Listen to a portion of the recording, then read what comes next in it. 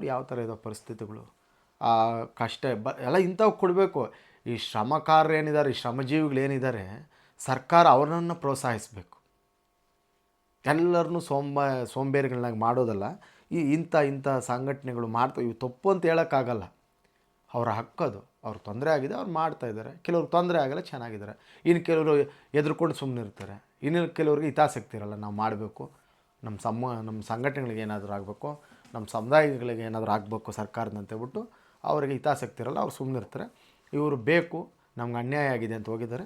ಇವರು ಆ ಒಂದು ಪ್ರತಿಭಟನೆ ನಿರತರಾಗಿದ್ದಾರೆ. ಮತ್ತು OPS ಜಾರಿ ಮಾಡಿ, ಹಳೆ ಪಿಂಚಣಿ ವ್ಯವಸ್ಥೆ ಅಂದರೆ ಈ ಶಾಲಾ ಕಾಲೇಜು ನೌಕರರ ಸಂಘದ ವತಿಯಿಂದ ಈ ಪ್ರತಿಭಟನೆ ನಡೀತಾ ಇದೆ. ನಮ್ಗೆ ಹಳೆ ಪಿಂಚಣಿ ಕೊಡಿ, ಹೊಸ ಪಿಂಚಣಿಯಲ್ಲಿ ಅಮೌಂಟ್ ಕಮ್ಮಿ ಆಗಿರ್ಬೋದು, ಆ ಒಂದು ವ್ಯವಸ್ಥೆಯನ್ನೇ ಜಾರಿ ಮಾಡಿ ನಮ್ಗೆ ಕೊಡಿ. ಜೀವನ ಮಟ್ಟ ಎಲ್ಲ ಕಷ್ಟ ಇರ್ತದೆ. ಈಗ ಪ್ರತಿಭಟನೆಗಳು ಮಾಡೋದೆಲ್ಲ ಏನಕ್ಕೆ? ಅಂಥ ವಿಚಾರಗಳಿಗೆ ಅವ್ರ ಕಷ್ಟ ಇದೆ ಜೀವನದ ವ್ಯವಸ್ಥೆ. ಅದಕ್ಕೆ ಆ ಶಾಲಾ ಕಾಲೇಜು ನೌಕರರ ಸಂಘ ಹೇಳ್ತಾ ಇದೆ, ನಮ್ಗೆ ಹಳೆ ಪಿಂಚಣಿ ವ್ಯವಸ್ಥೆಯನ್ನೇ ಕೂಡ ಜಾರಿ ಮಾಡಬೇಕು ಅಂತೇಳ್ಬಿಟ್ಟು ಈ ಪ್ರತಿಭಟನೆಯಲ್ಲೂ ಅವರು ಕೂಡ ಪಾಲ್ದಾರರಾಗಿದ್ದಾರೆ. ಮತ್ತು ST ಪ್ರಮಾಣ ಪತ್ರ ನೀಡಬೇಕು. ಯಾವ ಸಮುದಾಯಕ್ಕೆ ಅಥವಾ ಯಾವ ಜಾತಿಗೆ ST ಪ್ರಮಾಣ ಪತ್ರ ಬೇಕು ಅಂದರೆ ಇಲ್ಲಿ ತನಕ ಯಾವ ಸಮಾಜದಲ್ಲಿ ಇವರು ಗುರುಸ್ಕೊಂಡಿದ್ರೂ ಗೊತ್ತಿಲ್ಲ. ಆದರೆ ತಳವಾರ ಸಮುದಾಯವನ್ನು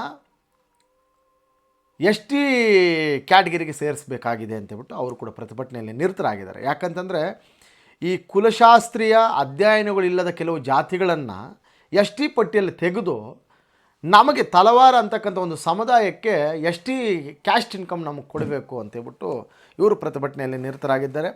ಮಹರ್ಷಿ ವಾಲ್ಮೀಕಿ ತಳವಾರ ಸಂಘದ ವತಿಯಿಂದ ಈ ಪ್ರತಿಭಟನೆಯನ್ನು ವಿಧಾನಸೌಧ ಮುಂಭಾಗ ಹಮ್ಮಿಕೊಂಡಿದ್ದಾರೆ.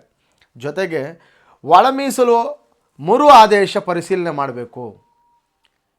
ಈಗ ತಾನೇ ಅದು ಇನ್ನೂ ದೊಡ್ಡ ತಲೆನೋವು ಅದು. ಅದನ್ನು ಹೇಳ್ತಾ ಇದ್ದೀನಿ. ಯಾವುದೇ ಒಂದು ವಿಚಾರದ ಬಗ್ಗೆ ನಮಗೆ ಗೊತ್ತಿರಬೇಕು, ಇಲ್ಲ ತಿಳ್ಕೊಂಡು ಮಾಡಬೇಕು ಅಂತ. ಸರ್ಕಾರಗಳು ಬರ್ತಾ ಇದ್ದಾವೆ. ಈ ಎಷ್ಟೇ ಸರ್ಕಾರಗಳು ಬಂದರೂ ಕೂಡ ಅಂದರೆ ಈಗ ಕೊಟ್ಟವನಿಗೆ 10 ಕೊಡುವುದಲ್ಲ, ಎಲ್ಲರಿಗೂ ಸಮಾನವಾಗಿ ಹಂಚಬೇಕು. ಸಮಾನವಾಗಿ ಹಂಚಬೇಕಂದ್ರೆ ಒಂದು ಜಾತಿಯಲ್ಲಿ ಒಂದು 100 ಜನ ಇರ್ತಾರೆ, ಇನ್ನೊಂದು ಜಾತಿಯಲ್ಲಿ ಒಂದು 10 ಜನ ಇರ್ತಾರೆ. ಅರ್ಥಾಯ್ತಾ? ಈ 10 ಜನಕ್ಕೆ ಬರಬೇಕಾಗಿರ್ತಕ್ಕಂಥ ಪಾಲು 100 ಜನಕ್ಕೆ ಹಂಚಿ ಕೊಡುವುದಲ್ಲ ಅಂತೇಳಿ ಈ ಒಳ ಮೀಸಲಾತಿ ಅರ್ಥ. ಇದು ಒಳ ಮೀಸಲಾತಿ ಏನು ನಮ್ಮ ಸಮುದಾಯಗಳಿದೆ, ನಮಗೆ ಕೊಡಬೇಕಾಗಿರ್ತಕ್ಕಂಥ ಭಾಗ ನಮ್ಗೆ ಕೊಡಬೇಕೀಗ.